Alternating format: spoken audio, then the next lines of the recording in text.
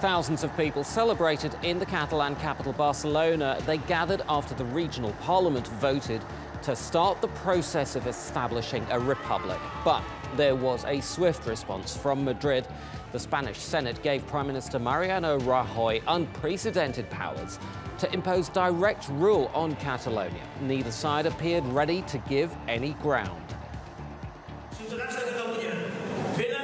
Citizens of Catalonia, in the coming hours, we will have to maintain our country's pulse and most of all, maintain the peace, public spirit and our dignity, as we've always done.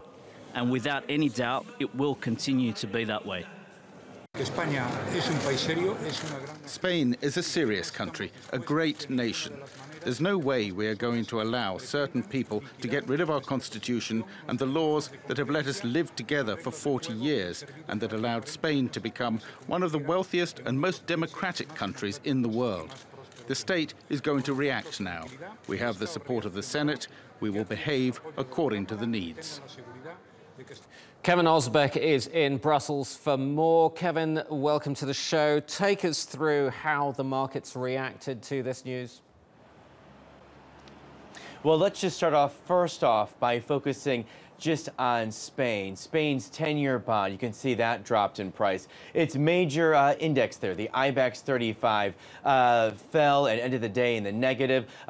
What's interesting was in the moment after the Catalan parliament made its declaration of independence, that index instantly fell by about 1.5 percentage points. Also, the euro ended up slipping back compared to the dollar as well. But now here's the very interesting thing.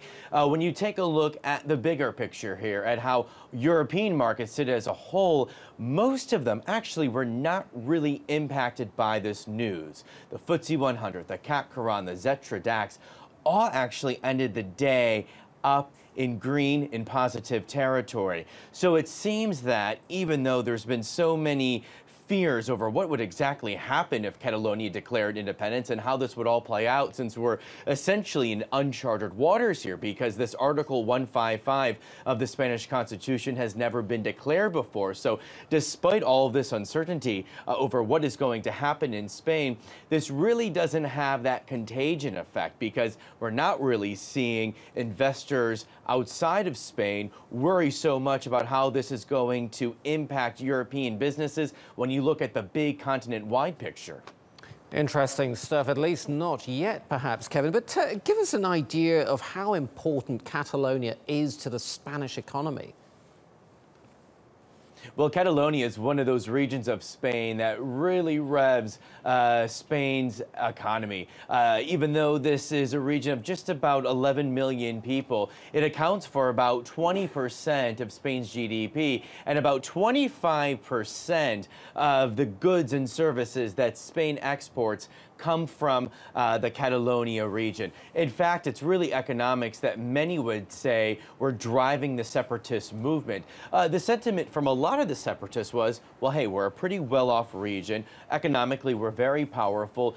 We've been experiencing a lot of growth. A lot of the foreign investment coming into Spain is actually being centered in Barcelona or elsewhere in Catalonia. So a lot of Catalans who were in favor of declaring independence say, why should we be funding and fueling the Spanish economy?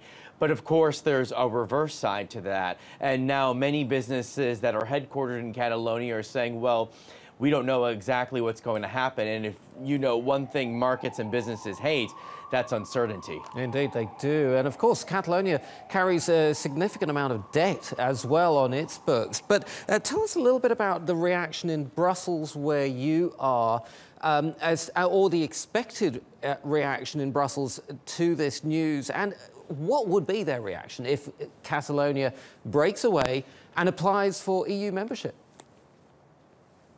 Well, we know what the stance from Brussels is because they've been very firm in their stance ever since that October 1st illegal referendum. The bottom line from Brussels has always been that that October 1st referendum was illegal, and if Catalonia ever holds a legal referendum and then independence is declared via this legal referendum, then Catalonia will be outside of the EU. And it'll have to go through the same very long, very lengthy process that other countries will have to go through in order to get EU membership. Now, in the moments after the Catalan parliament made that declaration of independence, Donald Tusk, president of the European Council, said, "This changes nothing. Our dialogue will always be with the central government in Madrid." Now, he did also warn in a tweet the central government that it better not just push into Catalonia with force. But one thing to also mention to you is within the last few minutes or so, just happened within the hour, Antonio Tajani, president of the European Parliament, released his own statement. And in his statement, he declared that nobody here in the EU is going to recognize this declaration of independence. So some very strong words coming from the heads of the EU institutions. This story is not over. Kevin Ozebek in Brussels, thank you very much indeed.